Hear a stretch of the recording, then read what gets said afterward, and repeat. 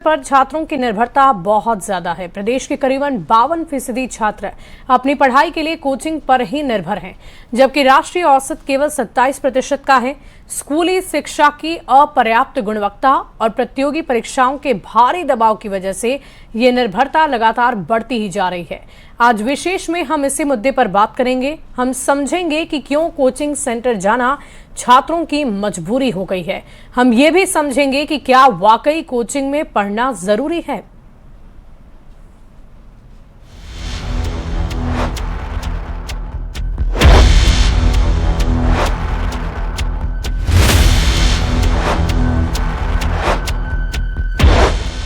क्या ठीक से हो रही है छात्रों की पढ़ाई लिखाई? बिहार के स्कूल कॉलेजों में शिक्षा व्यवस्था की स्थिति कैसी है? न्यूज 18 ने कोचिंग में पढ़ने की बाध्यता पर की है सबसे बड़ी पड़ताल। पटना की क्या स्थिति है कोचिंग मंडी की? कहीं ना कहीं दुखद है। स्कूल कॉलेजों का एजुकेशन सिस्टम सही है? पढ़ने का माहौल स्कूलों के साथ ही कॉलेजों में कितना सही है? हमारे रिपोर्टर ने की है ये जानने की कोशिश। तो कोचिंग में ये होता है कि बड़े बड़े टॉपिक को सर आसानी से समझा देते हैं। शहर शहर कोचिंग संस्थानों की भरमार क्यों?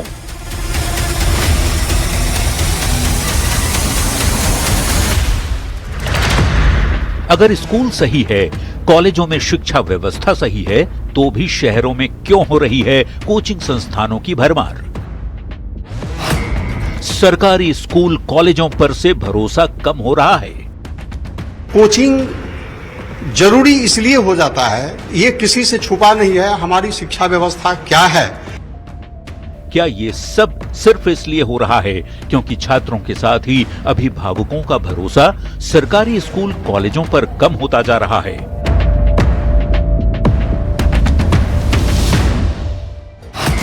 स्कूल कॉलेज के बाद कोचिंग सेंटर जाने की मजबूरी क्यों?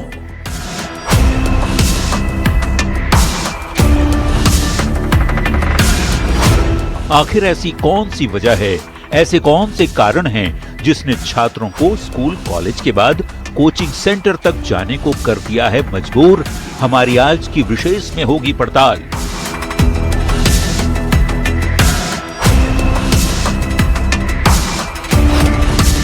आखिर कोचिंग में पढ़ना जरूरी है?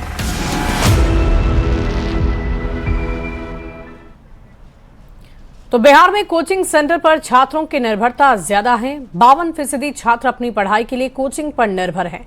बिहार में स्कूलों की स्थिति बेहतर करने और मॉडल स्कूलों की संख्या बढ़ाने को लेकर एक तरफ जहां सरकार जी जान से जुटी है, तो वहीं कोचिंग संस्थान का क्रेज अब भी कम नहीं हो रहा है।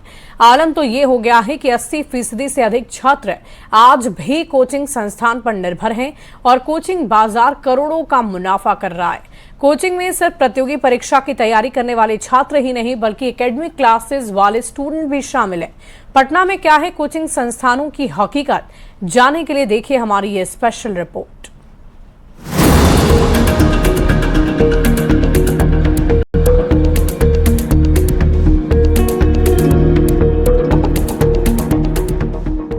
कोचिंग सेंटर, वो नाम जो आज हर किसी की जुबान पर है, जहां छात्रों की बड़ी फौज कुछ कर गुजरने के जज्बे के साथ दाखिला लेती है, जहां अपने अपने सेंटर से सबसे ज्यादा छात्रों को परीक्षाओं में पास कराने का दावा भी किया जाता है।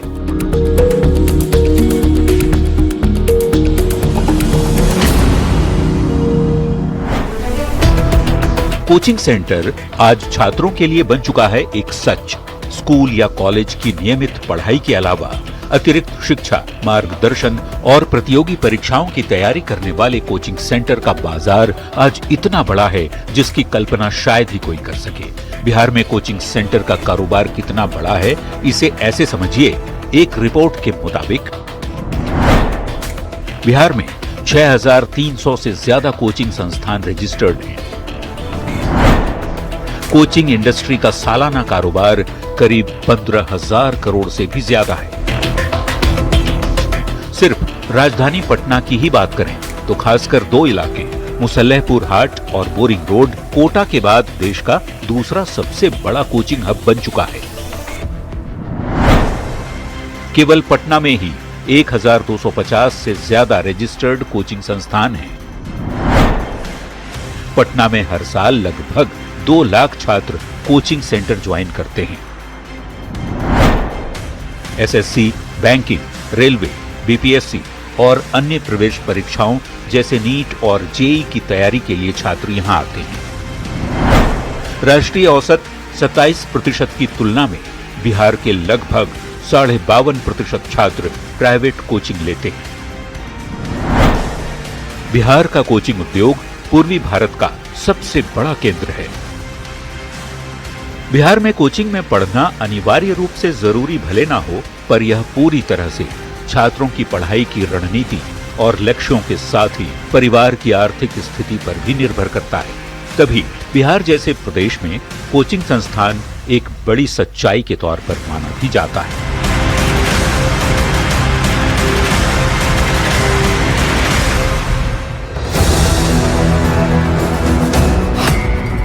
इंजीनियरिंग, मेडिकल या सरकारी नौकरी की तैयारी के लिए कोचिंग में सही मार्गदर्शन और शॉर्टकट ट्रिक्स के जरिए सफलता पाने और स्कूल कॉलेजों में अच्छी पढ़ाई या फिर अच्छे शिक्षकों की कमी के वजह से छात्रों को कोचिंग की जरूरत पड़ती है। जाहिर है, स्थानीय स्कूल या कॉलेज में पढ़ाई का स्तर कमजोर होने या शिक्षकों की कमी के चलते नियमित कक्षाएं नहीं चलने की वजह से छात्रों को कोचिंग पर निर्भर होना पड़ता है। ऐसे में सबसे बड़ा सवाल ये कि क्या स्कूल कॉलेजों की पढ़ाई पर्याप्त नहीं? छात्रों को स्कूल या कॉलेज की कक्षाओं के बाद कोचिंग पर निर्भर रहने की मजबूरी क्यों है?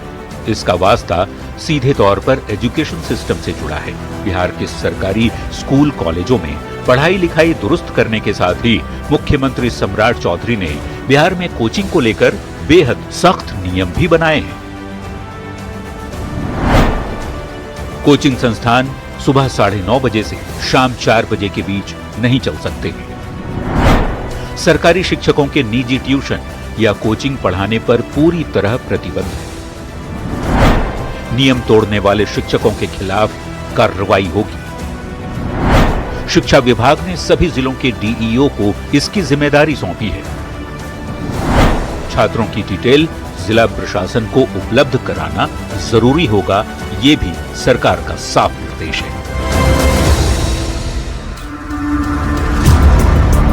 इन सब के बीच कोचिंग सेंटर पर उमड़ती भीड़ और हाल में पटना के कुछ कोचिंग संस्थानों के बीच जारी विवाद के बाद मुख्यमंत्री सम्राट चौधरी ने बड़ा ऐलान करते हुए कह डाला है कि बिहार के सभी प्रखंडों में स्कूल कॉलेजों में पढ़ाई की ऐसी व्यवस्था की जाएगी, ऐसे मॉडल स्कूल्स बनाए जाएंगे कि यहां अफसरों और नेताओं के बच्चे भी पढ़ाई कर सकेंगे और आने वाले दिनों में कोचिंग सेंटर्स की जरूरत ही नहीं पड़ेगी।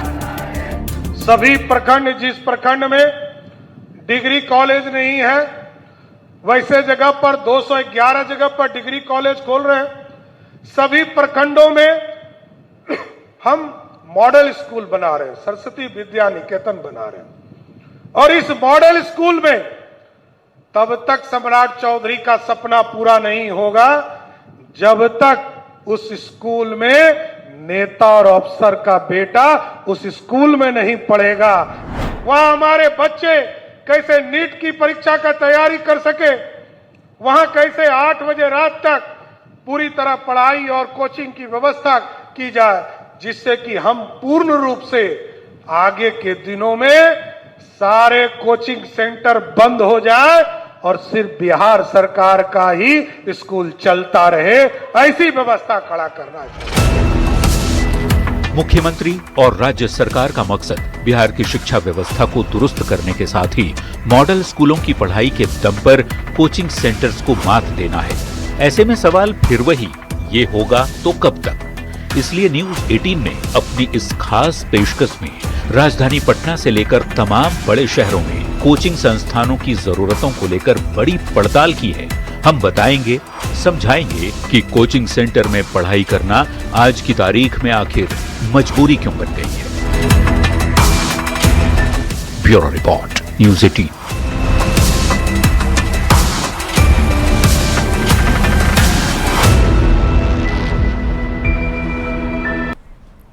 तो बिहार में स्कूलों की स्थिति बेहतर करने और मॉडल स्कूलों की संख्या बढ़ाने को लेकर एक तरफ जहां सरकार जी जान से जुटी है, तो वहीं कोचिंग संस्थान का क्रेज अब भी कम नहीं हो रहा। 80% से अधिक छात्र आज भी कोचिंग संस्थान पर निर्भर हैं। करोड़ों का मुनाफा कोचिंग संस्थान कर रहे परीक्षा की तैयारी करने वाले छात्र नहीं बल्कि एकेडमिक स्टूडेंट्स भी कोचिंग क्लासेस ले रहे हैं। पटना में क्या है कोचिंग संस्थानों की हकीकत, आपको दिखाते हैं।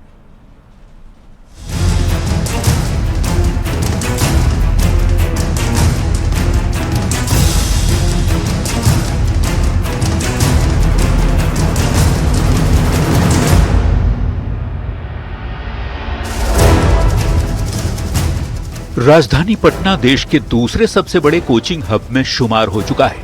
1300 से ज्यादा कोचिंग लाखों स्टूडेंट्स के सपनों को साकार करने में जुटे हैं। हर जगह सफलता की गारंटी देने वाले लुभावने विज्ञापन नजर आ जाते हैं। आखिर कोचिंग की जरूरत क्यों? इस सवाल के जवाब में शिक्षकों का कहना है कि स्कूल कॉलेजों में पढ़ाई से स्टूडेंट संतुष्ट नहीं हो पाते और वो संकल्प वहां नहीं दिखता जो कि कोचिंग में नजर आता है। जाहिर सी बात है कि बिहार में स्कूली शिक्षा और कॉलेज शिक्षा का स्तर गिरा है। इसके कारण बच्चों को कोचिंग की तरफ आना ही पड़ता है, मजबूरी है, क्योंकि स्कूल में पढ़ाई की गुणवत्ता नहीं है, कॉलेज में भी पढ़ाई नहीं हो पाती है। सरकार दो काम करे, एक तो बहाली करे, दूसरा गुणवत्तापूर्ण शिक्षा पर विशेष ध्यान दे। संभवतः अगर स्कूल की पढ़ाई पर पूरी तरीके से निर्भर रहे तो थोड़ा देर हो सकता है, बच्चों की परेशानी थोड़ी बढ़ सकती है। इसी कारण कोचिंग में क्या होता है कि सेलेक्टिव जो सिलेबस है, सिलेबस के अकॉर्डिंग बहुत कम समय में उसको समाप्त करवाया जाता है या उस हिसाब से पढ़ाया जाता है। शायद यही कारण है कि बच्चों का कोचिंग के प्रति अट्रैक्शन ज्यादा है। आंकड़ों की माने तो पटना का कोचिंग कारोबार करीब 15,000 करोड़ रुपए का होता है,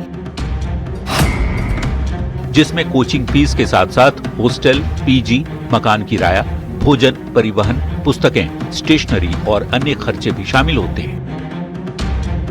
यही कारण है कि पटना अब केवल बिहार की राजधानी नहीं बल्कि पूर्वी भारत के सबसे बड़े शिक्षा केंद्रों में शामिल हो चुका है। अनुमान है कि करीब 2 लाख से ज्यादा छात्र हर साल पटना पहुंचते हैं।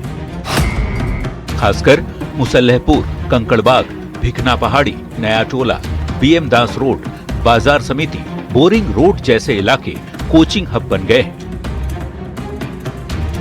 स्टूडेंट्स भी मानते हैं कि बिना कोचिंग सफलता की उम्मीद नहीं की जा सकती, क्योंकि सेल्फ स्टडी या स्कूल कॉलेज से बेहतर माहौल कोचिंग में मिलता है। सेल्फ स्टडी तो हो ही जाता है, बट किसी भी चीज को अगर सुव्यवस्थित और सुचारू रूप से चलाना है तो उसके लिए कोचिंग ही एकमात्र मार्ग है जिसके द्वारा हम अपने लक्ष्य को प्राप्त कर सकते हैं।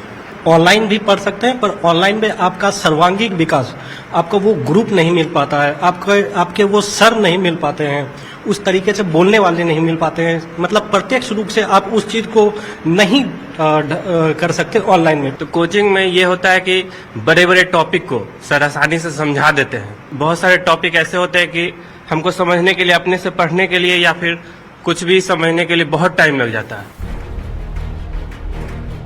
बताते चलें कि छात्रों के बढ़ते आकर्षण की वजह से कोचिंग संस्थानों की संख्या तो बढ़ी है, लेकिन कई कोचिंग मानकों पर खरे नहीं उतरते। इसी को लेकर कोचिंग संस्थानों के लिए कानून भी बनाए गए।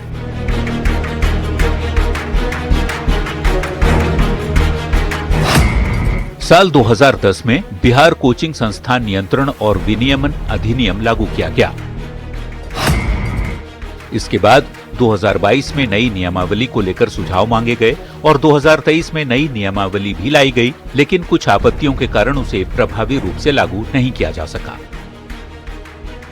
2024 में पटना जिले में कोचिंग निबंधन के लिए 936 आवेदन प्राप्त हुए थे। हालांकि जिन संस्थानों का निबंधन हुआ उनकी नियमित निगरानी और निरीक्षण को लेकर सवाल भी उठते रहे हैं।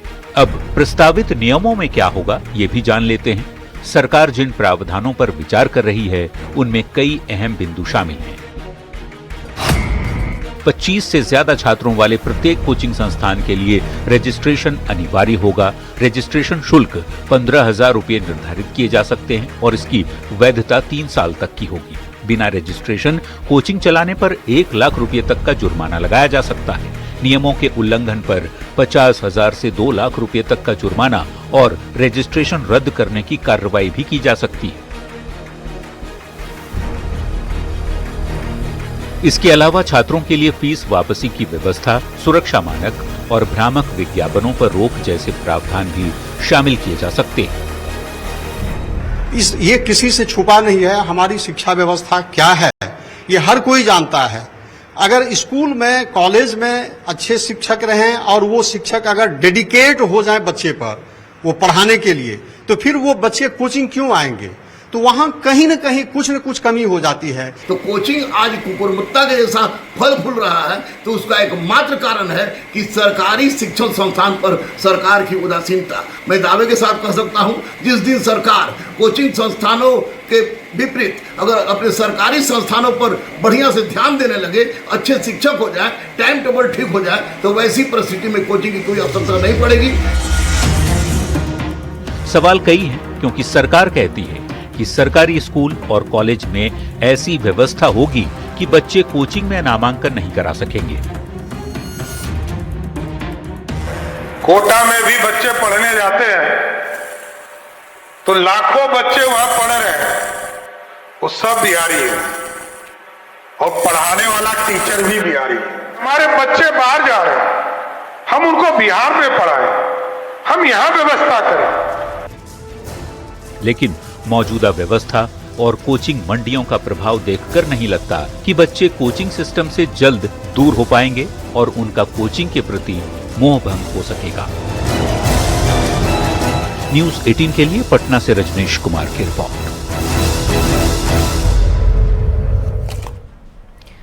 तो भागलपुर में भी कोचिंग की संख्या सभी जिलों से अच्छी खासी नजर आती है। यहाँ आसपास के 10 से अधिक जिले के छात्र छात्राएं पढ़ने और कॉम्पिटिटिव एग्जाम की तैयारी करने के लिए पहुंचते हैं। सरकारी स्कूल में प्राइवेट स्कूल से भी बेहतर व्यवस्था किए जाने का दावा किया जा रहा है। बावजूद इसके कोचिंग व्यवस्था पर सवाल उठ रहे हैं। आखिर क्यों? देखिए हमारी इस स्पेशल रिपोर्ट में।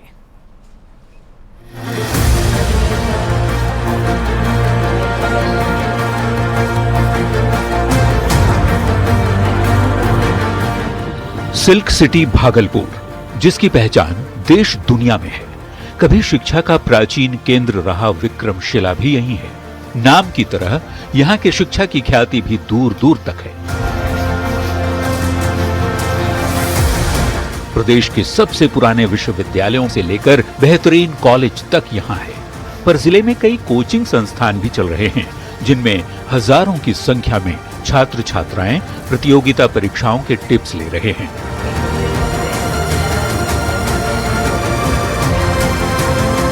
कॉलेज में पढ़ने वाले छात्र छात्राएं हों या फिर कॉम्पिटिटिव एग्जाम की तैयारी करने वाले युवा, सभी कोचिंग के सहारे ही तैयारी में जुटे हैं। स्टूडेंट्स का कहना है कि यदि सरकार कॉलेज में भी व्यवस्था अच्छी कर दे तो वे कोचिंग का रुख नहीं करेंगे।